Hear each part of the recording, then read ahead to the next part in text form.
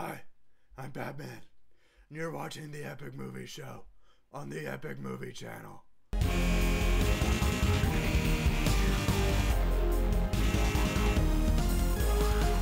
Hey guys, welcome to the Epic Movie Show. My name is Phil Kovacs, and today we're talking about Christopher Nolan's epic Dark Knight Trilogy. Alright, just to let you guys know, there won't be a video review this week for two reasons. One, it's Comic-Con. I'm going to stay home and keep an eye on the announcements. And two, and most importantly, I'm out of money. In honor of San Diego Comic-Con this week, I'm going to be doing several additional videos starting today on Batman Day. Well, it'll be after Batman Day when you're seeing it, but you get the idea.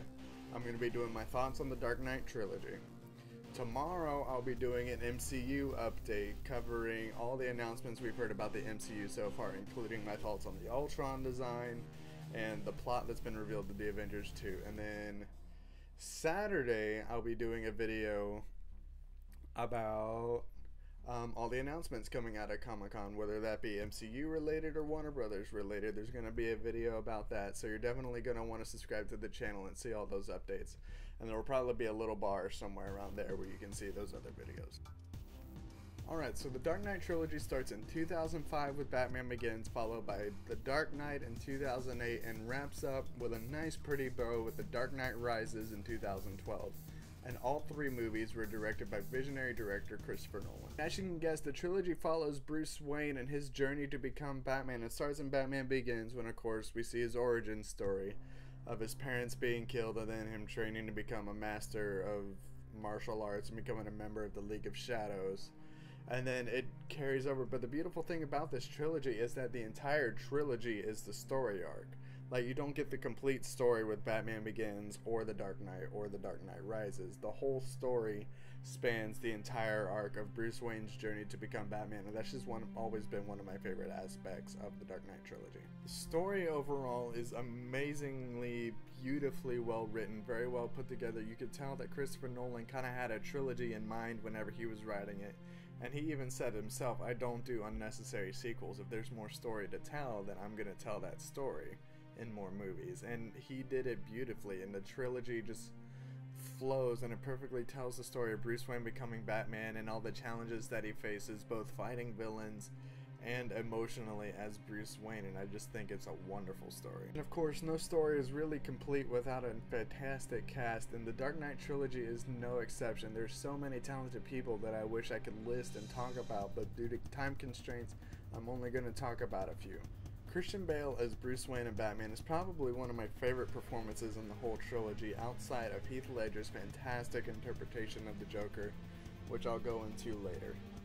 Christian Bale brought a new kind of depth to both Bruce Wayne and Batman that we had never really seen before. In the previous movies, we had always seen Bruce Wayne as kind of the typical millionaire playboy type, but we never really saw him get like super deep, and that's something that the Dark Knight Trilogy did differently. Like, we see Bruce Wayne kind of be the millionaire playboy like off and on in Batman Begins and Dark Knight, but you also see him kind of peel off the layers and realize that Bruce Wayne and Batman are ultimately the same person because of Bruce Wayne essentially being Batman's mask instead of vice versa.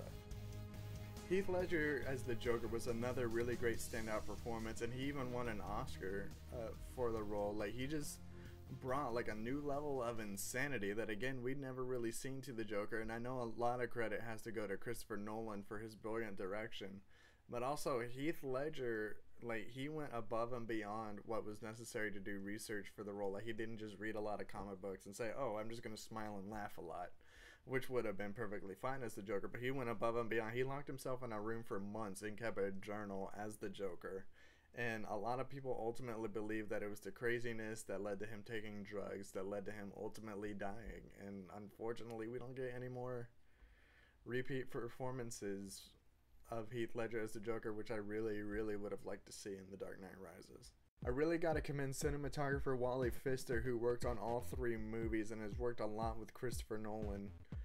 He's a fantastic cinematographer. I love all of the work that he does. He does these great images, and he uses the colors and the tone and the light and the darkness and the contrast and all of that fun technical jargon to really kind of affect your emotion, to really feel with Batman and Bruce Wayne and everybody else in Batman's life, and he does a fantastic job with it. I love watching his work. Another fantastic aspect to this trilogy is the music by Hans Zimmer and James Newton Howard.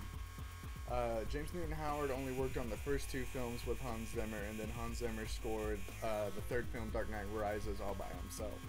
And one thing that I love about the music, especially in the first 2, is that the 2 kind of split up the parts on the music. Hans Zimmer kind of took the darker action tones, like when he was Batman, and so you hear a lot of more synthesizers and electronics and percussion.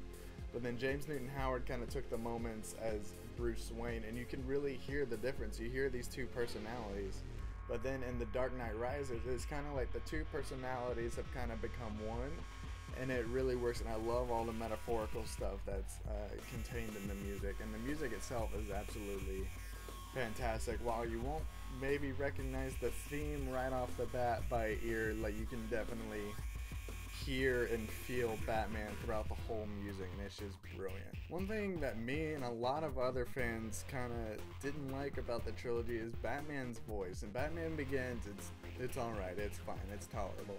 But then in The Dark Knight, it kind of started getting ridiculous. Like, we understand that Bruce Wayne is trying to change his voice, so nobody just looks at him and is like, hey, excuse me for asking, but by any chance, would you be Bruce Wayne? Because you 2 kind of sound a lot alike, and if you're Bruce Wayne, that's just ridiculous. And then Batman would have to be like, no, Creed, that's ridiculous. Why, hey, would I be Bruce Wayne? I mean, that's just ridiculous. That's it. That's.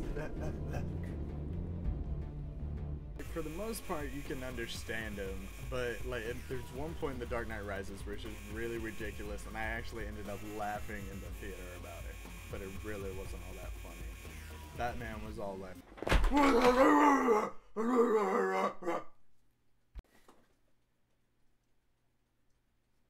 but overall, it really won't like distract you from the story or anything. It might make you chuckle in a few places, but it's really not that big of a complaint.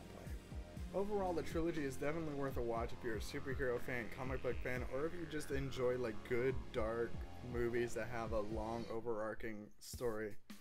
I really can't give my traditional rating for it, but rest assured, it's one of the best superhero trilogies out there. Alright, that's going to do it for me here. Make sure you come back tomorrow for our MCU video, and then Saturday for our Comic-Con update video.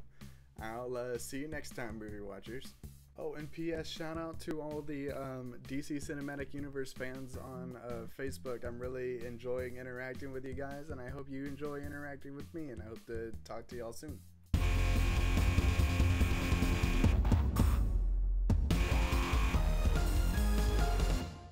Hey, thanks for watching.